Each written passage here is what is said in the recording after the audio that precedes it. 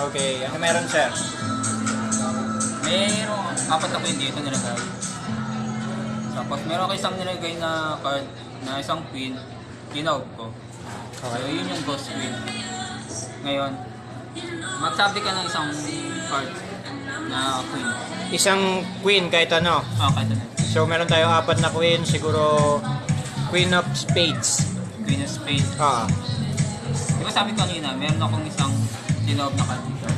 May nakatawag na card. Yun yung ghost queen. Buksan natin siya. Okay.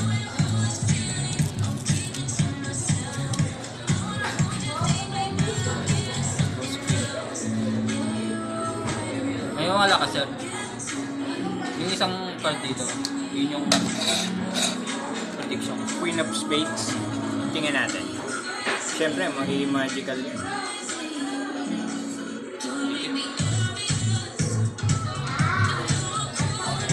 What? Ang kakaiba pa niyan, tatlo pula.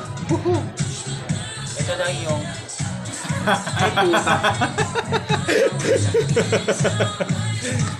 Ayos ah.